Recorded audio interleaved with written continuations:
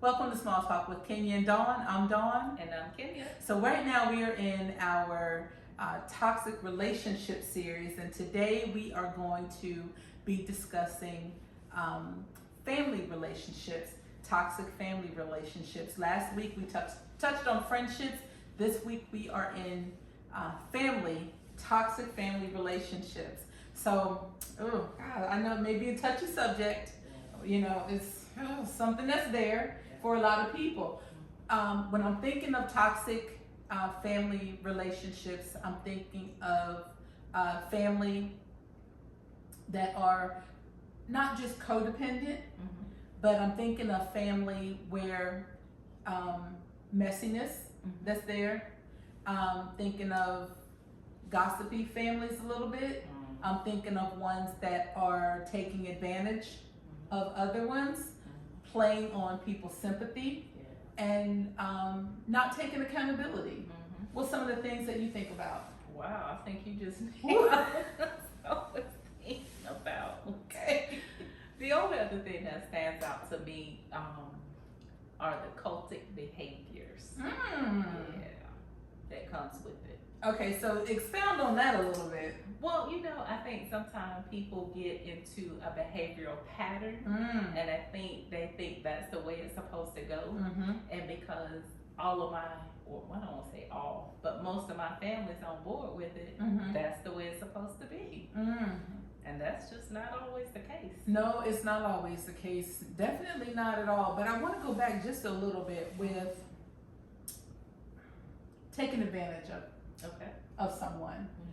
I know I've seen a lot of family relationships where people have taken advantage of the other one, especially where sometimes money is concerned. Absolutely.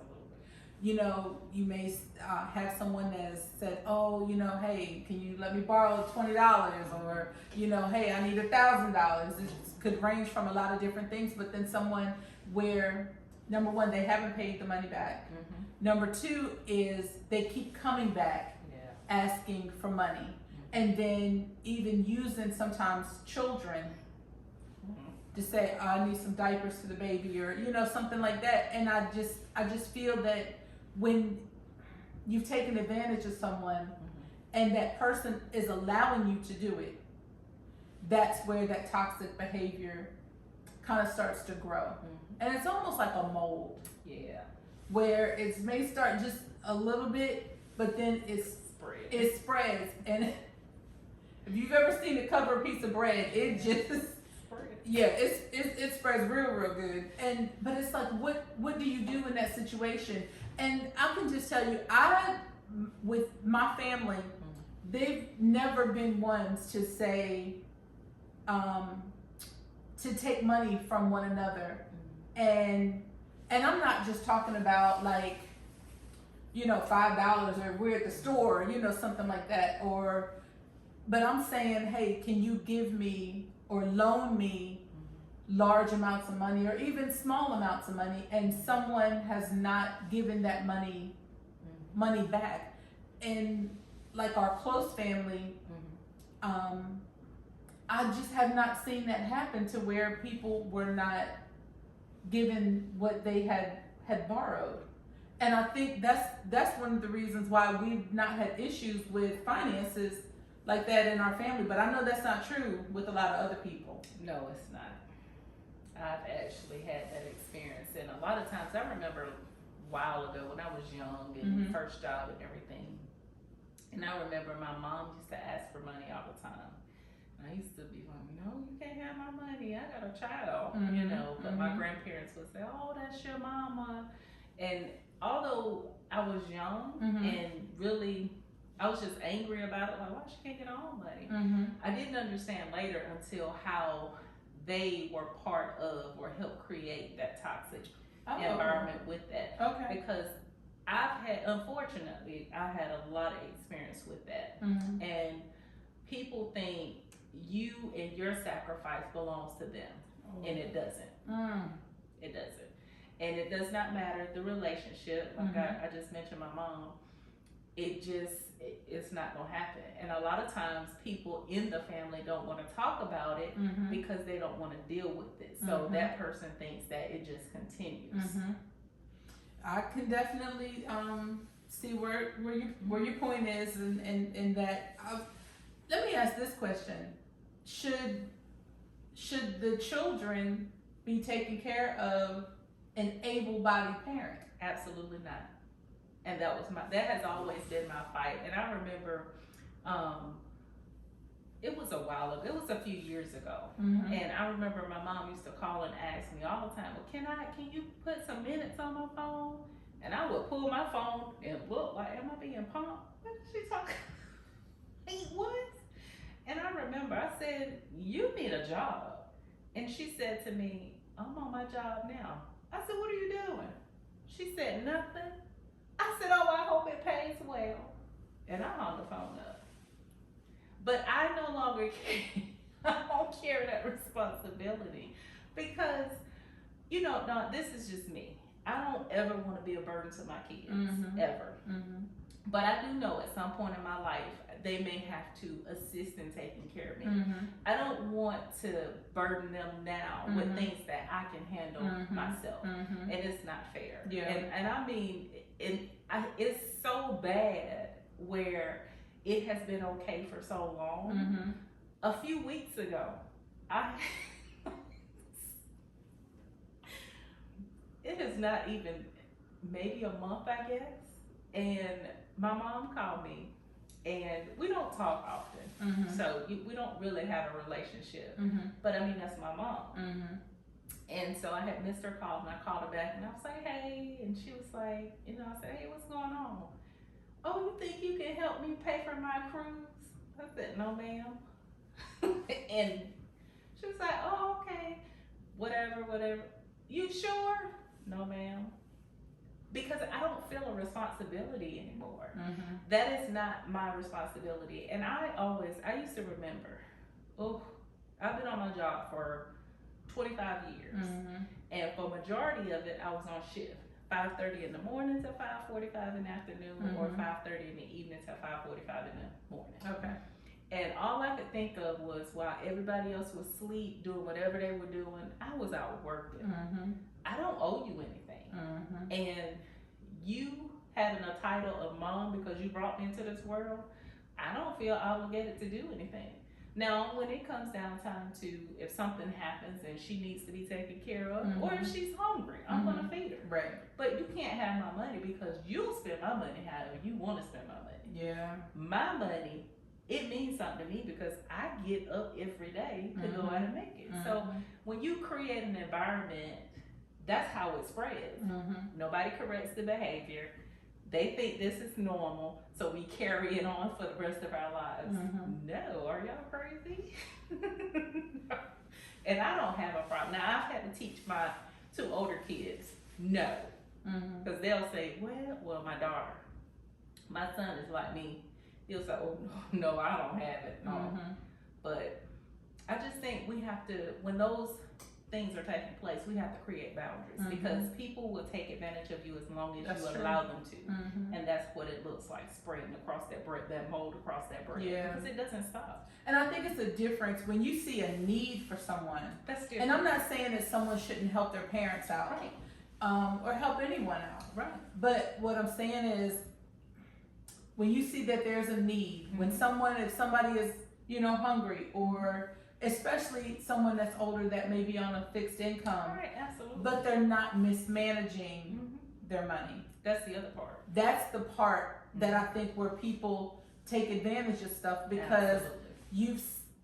you've mismanaged your money. Mhm. You're buying things that you don't necessarily need, but you have the expectation that you can call Mhm. another family member or a friend or whoever on the phone and say, hey, I'm short $200. Mhm.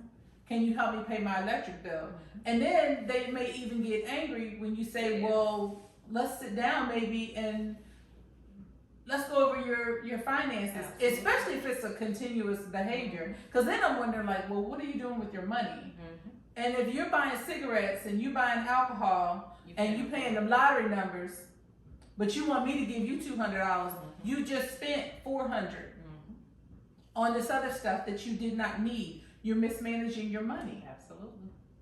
And that's when you'll know whether or not they want to change the behavior or stay in the behavior. Exactly. Because once you offer, let me help you do your budget, and you tell me your habits and you can't afford your habits, and you telling me what I don't have to, well, I don't have to help you pay your Then bill. I don't have to either. And I don't feel any regret, I don't even feel responsible to do that. No. Because it's not fair. No. Yeah. No, it's definitely Especially not fair. What you said earlier, a well able-bodied person. Yeah. Yeah, it's different when you have someone that's sick. Absolutely. And because we know the cost of medication is Right. completely out of control. Yeah. But when you're able to work and you just don't want to work, and I'm getting up, That's my struggle, right? that's there. a problem. I'm up and you sleep. Yeah, Oh, and you no, sleeping? That's not gonna work. No, and you haven't even offered to come over and help me with something? Oh, no. No, no, no, no, no. But I think that's most of the problem, though. People don't want to talk about the reality of what that is. Mhm. And it's toxic. It's bad behavior that's becoming toxic. Yeah. And now it's spreading throughout. And even in my case, you could look at it, it's going through the generations. And that's one of the things that I've learned to pray for is to break those curses that were generational, that I may not even be aware of. Right. Because we don't have these honest conversations in families because we're too worried about people's feelings getting hurt. But how can we correct bad behavior if we don't even know that we're doing bad behavior? I think it's something that has to be pointed out. Absolutely. And it's got to be, we go back to this so many times, some accountability for stuff. And the thing of it is like, if somebody is telling you that this is what's going on, and you say, well, no, and you, well, yes. Yes, it is. I'm telling you what's going on. I'm giving you what my experience is. This is how I feel. So yes, it's some validity. It's a lot of validity that's there to this whole situation. It's like, why won't you take accountability for that? Oh God. Because they never had to. And I say this so casually. One of the ladies at work always tell me, because I always say, well, they don't have to. If there's nobody there holding you accountable, I don't care who you are. We are made up in this flesh. We're going to mess up. We're going to think wrong. We're going to do wrong. That's why we have the Holy Spirit. But along with the Holy Spirit, we need to have people around us, because I am one of those people. Sometimes I am not aware of what I'm doing until somebody bring it to my attention. I'm that person. I may be doing something that I just think is just right. And then somebody will say, well, no, you can do it better. And I'm like, oh, okay. But we've got to learn to have better conversations. We've got to do better with accountability. And it's not to make anybody feel bad. Right. It's not to just be pointing out, to pick on a person. But if we are in relation with bad behavior, it's going to become our norm. That's going to be our everyday norm. And we think everybody around us just have to accept it. And we don't. Okay, so let me switch over a little bit with this one. What about family members that act out? Just acting up all the time. And then we put that label on them and say, oh, that's just them. I do it. I had to say it. We just pass it off as that's just who they are. They've been doing this ever since I can remember. They always acted like, did they really always act like that? Is it something that they've learned over time that if I throw the biggest tantrum, the bigger the tantrum, the more I get my way? Honestly, I see that that's a toxic family. Again, no accountability for anything, and you're sweeping it underneath the rug. Nothing ever gets resolved, and things get worse. And then when you have new family members that come in, new people that come in, marry into the family, you think that person is just supposed to accept that bad behavior. Not I. Not me. Not me.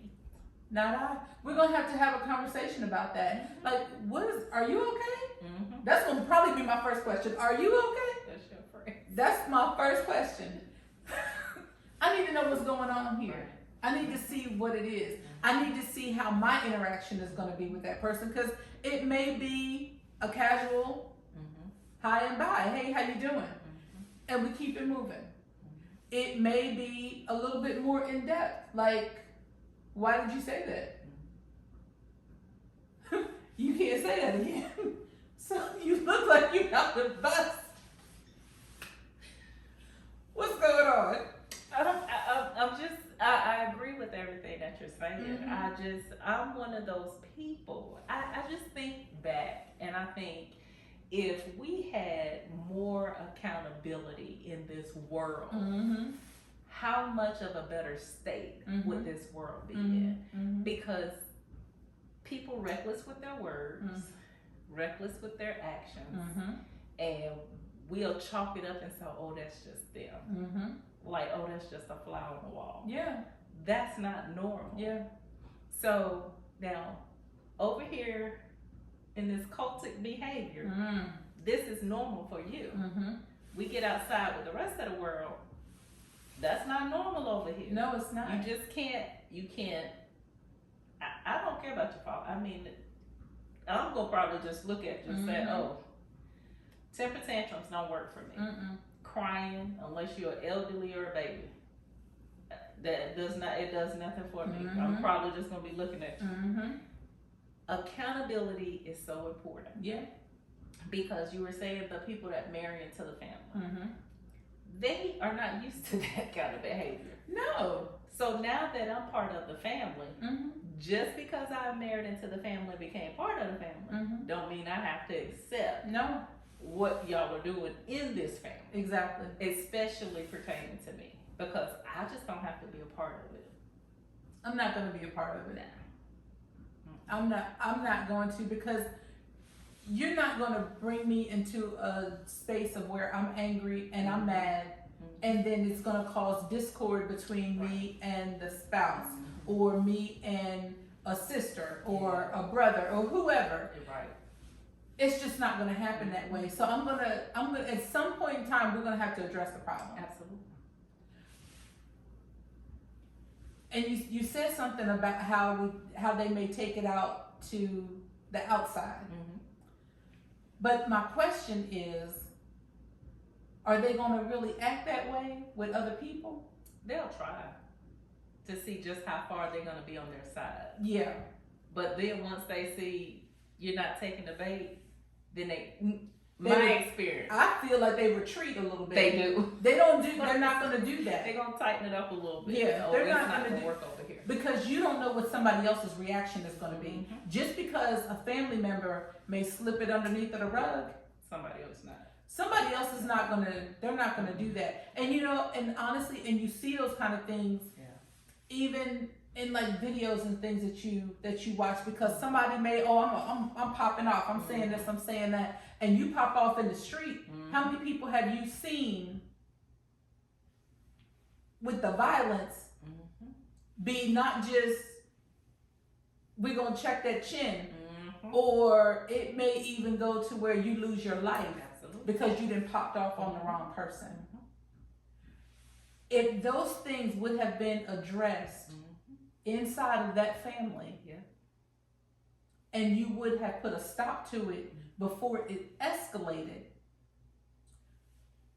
so many people probably would still be alive, possibly, just for that reason in itself, of where you took the initiative and you put the brakes on that stuff. Everybody is not going to listen to that noise. Nope.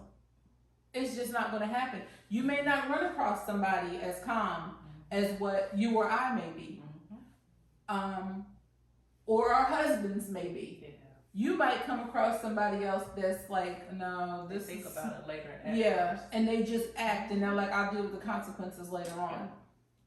Fix those things. You're doing people a disservice. You're raising little monsters. that are turning out to be big monsters Yeah. because you would not address something, address behavior. Things Yeah. could, oh gosh, it could just be so different. But why do you think that families just pass things off? I think they're just used to the behavior. Mm-mm. I absolutely think they're just used to the behavior.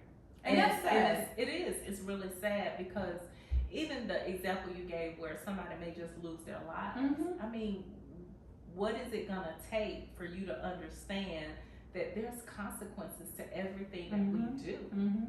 Everything that we do, there's Yeah. a consequence. Yep. And just because it's okay with you, Mhm. don't mean it's gonna be okay over Mhm. here. Mm-hmm. And y'all don't live in a bubble. Mm-mm.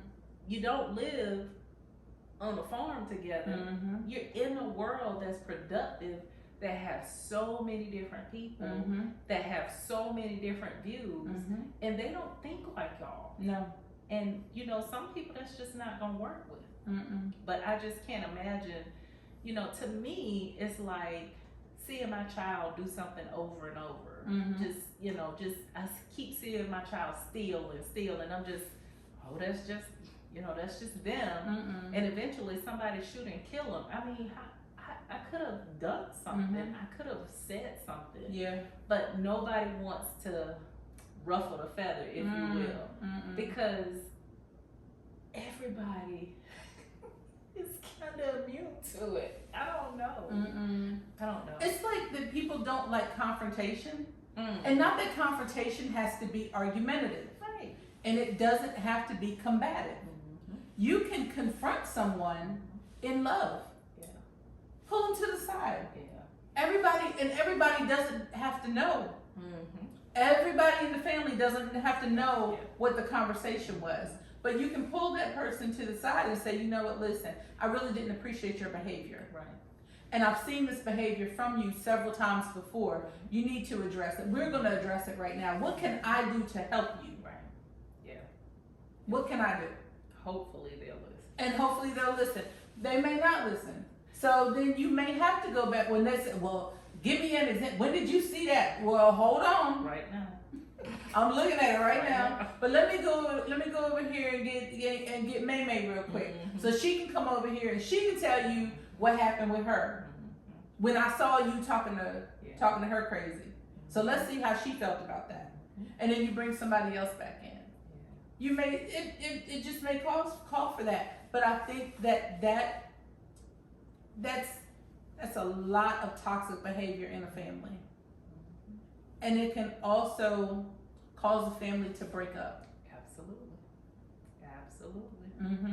Because some people inside the family, I even remember with me, I remember that was a phrase my grandparents used too. Oh, that's just how she is. Mm. And I used to say, I don't care how she is. I don't have to put up with that behavior. Mm-mm. And they used to say, well, just, Sean, just let.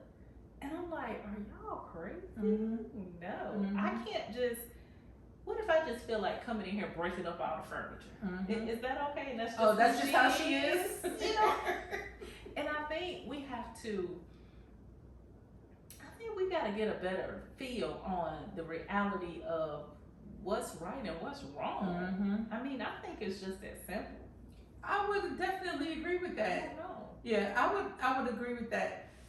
But we just as a family in general, Mm-hmm.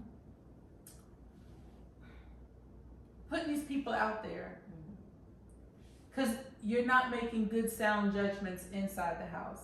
You're not going to make good sound judgments outside the house either. You can't. I don't think it's really comprehended that you mess people's lives up Mm-hmm. when you don't address things from the beginning. Because a lot of people, then it goes into you job jumping. Yeah. Yeah. And then sometimes people don't want to deal with you. You may get fired from a job because you're so used to being reckless with your mouth on the inside of the house, and you do take it sometimes outside of the house. But it's like, I'm just trying to figure out, like, as a family, why have you just not addressed it? Why do you continuously keep allowing these things to happen, and you're infecting other people with it and inflicting pain on other people. Yeah. Like, why? Just, to me, it just, that baffles me. Like, I don't understand that. I don't get that. But you've caused a very toxic family when you're accepting of it. Somebody got to stand up. Somebody has to, and I don't want to say bring order, but somebody has to shed light on the reality of this is not normal behavior. This is your behavior. That's not normal. Because as you said, whatever happens or whatever is allowed on the inside is going to spill out over to the outside. Yeah. So, I mean, whether it's in work, other relationships, what have you, it's going to spill over. And somebody has just, and I've never, I know, you know, my family sometimes say, oh, you a lot, because sometimes whatever comes up, comes out. I have done a lot better with a filter. But sometimes things just baffles me because I'm like, why do you think that's okay? It's not, well, I kind of buffered a little bit and said, inquiring minds just want to know. But I'm really seriously like, are you serious? What is that? Do you really think this is normal? That's not normal. This is, you have made this normal. This is not normal behavior. Not when it's affecting other people. And that's the thing right there is, and that's what really just popped up in my mind is your bad behavior has now possibly brought to the surface something that somebody never thought that they were capable of getting that angry. I also think about a toxic parent, their behavior. And that child is growing up in that. Look what you've done. Because look what you've made. Now they have to deal with this. And then the cycle's going to continue because who they come in contact with. If you don't get a hold on these things, there's that mold again. It's going to cover.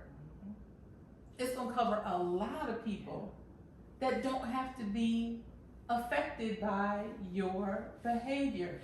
And if a family would just step in, somebody's got to have some common sense somewhere along in the family and say, we got to stop this stuff. This has got to stop. You're not going to do this. And if you're going to act like this, you do it outside of my home. You can't bring this inside. You can't bring this to the family reunion. You come nice or you don't come at all. Because we're not going to do this. You're gonna have some act right in you today. Not the act right. Oh yeah. You're gonna have some act right today. It just makes sense. I mean, that's it right there. Yeah. We gotta give a few doses of act right. Yeah. That's it. It's okay to prescribe the act right. It's okay. It's okay. I can't imagine. I can't either. It bothers me. But I'm telling you, grown people and bad behavior, it irks me so bad to the point my face probably says it all, but I'm just sitting there, like you said, just baffled, like, why do you think this is okay? It's not okay. Are you all mad? It's not okay. What's going on? It's not okay. This is not normal behavior. It's not. It's just so crazy to me how people just make it so normal. They do. They make it very normal. But I gotta touch on this. Gotta touch on this one. Family members that are bouncing around on the phone inside people's houses, talking about what somebody else has done or has not done, and people are believing it. It's hurtful. It's very, very hurtful. And you're saying things you might be given, and you might be given a little piece of the truth, just a small piece, but everything else that you've woven into that is not true, and you've distorted the whole situation to where you're the victim.